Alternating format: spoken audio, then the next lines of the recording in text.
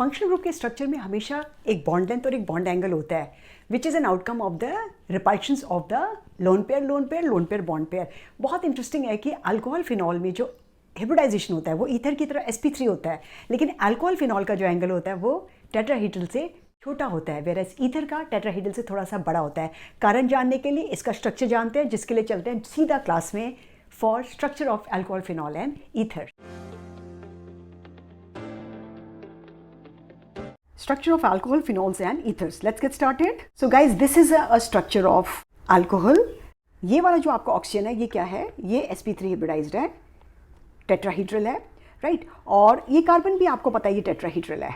This is also tetrahedral sp3 hybridized. Now आप ये देख रहे हो ये जो एंगल है ये 109 से कम आ रहा है. So why this angle is coming out to be less than 109? Because regular tetrahedron का 109.5 होता है. So ये less than इसलिए आ रहा है क्योंकि ये जो इलेक्ट्रॉन्स हैं, ये जो लोन पेयर ऑफ इलेक्ट्रॉन्स हैं, ये क्या कर रहे हैं? पहला पेयर और ये दूसरा पेयर, ये क्या कर रहे हैं? लोन पेयर रिपल्शंस कर रहे हैं, राइट? सो इन लोन पेयर रिपल्शंस की वजह से ये एंगल क्या हो गया है? ये वाला जो एंगल है आपका, ये एंगल थोड़ा सा छोटा होकर 108.9 हो गया है, ठीक है? और कार्बन ऑक्सीजन की जो बॉन्ड लेंथ होती है वो 142 पिकोमीटर होती है, और ऑक्सीजन और हाइड्रोजन की, क्योंकि ऑक्सीजन का साइज़ सेम रहता है बट हाइड्रोजन का साइज़ छोटा हो जाता है, तो ये बॉन्ड लेंथ हो जाती है 96 पिकोमीटर, राइट? सो ये आपका स्ट्रक्चर है अल्कोहल्स का. मोर और लेस सारे अल्कोहल्स में सिर्फ एल्किल ग्रुप का साइज़ बदलता जाता है बट स्ट्रक्चर ऑलमोस्ट सेम रहता है. So this is a structure of phenol, और आप यहाँ पर देखेंगे ये एंगल थोड़ा सा बढ़ गया है.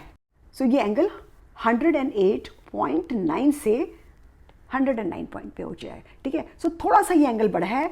तो इसका रीज़न ये है, सी रेस्ट ऑल रिमेन सेम से, क्योंकि ये जो कार्बन है जिसको मैंने डॉट से दिया है, जिसके साथ ये साथ ऑक्सीजन एंगल बना रहा है, ये यहाँ पर sp2 हिब्रिडाइज्ड है, वेराज अल्कोहल्स में वो sp3 हिब्रिडाइज्ड था. यहाँ पर ये ज़्यादा इलेक्ट्रोनेगेटिव है, ज़्यादा इलेक्ट्रॉन अट्रैक्टिंग है, राइट? तो जिसकी वजह से थोड़ा सा इलेक्ट्रॉन अट्रैक्ट करने की वजह से क्या हो जाते हैं? रिपल्शन यहाँ पर थोड़े से घटते हैं. तो रिपल्शन घटते हैं तो बॉन्ड एंगल थोड़ा सा बढ़ जाता है. ईथर्स का स्ट्रक्चर बहुत ही इंटरेस्टिंग है, और आप यहाँ पे देख रहे हैं ये जो एंगल है आपका, ये 109.5 से एक्सपेक्टेड ना हो कि ये एंगल है 101.7 डिग्री. इसका रीज़न ये है गाइस, इसको बिल्कुल ध्यान से रखिएगा. यूजली आपने देखा है कि जब लोन पेयर का रिपल्शन होता है, बॉन्ड एंगल क्या हो जाता है? घट जाता है, राइट? बट यहाँ पर क्या हो रहा है कि alkyl group, so this angle increases because of repulsions between the alkyl group. Size जैसे जैसे ये साइज बड़ा होता जाएगा, आप देखेंगे ये बॉन्ड एंगल और बढ़ता जाएगा because of the repulsions. See the comparison between all the 3 bond angles, and now I hope you know the reason. Ethers में स्टेरिक कारणों की वजह से, that is repulsion between the alkyl group, angle बढ़ जाता है, और फिनॉल का जो एंगल है वो मीथेनॉल से ज़्यादा इस वजह से होता है क्योंकि फिनॉल में एक sp2 हिब्रिडाइज्ड कार्बन है, unlike alcohol which has got a sp3 hybridized carbon.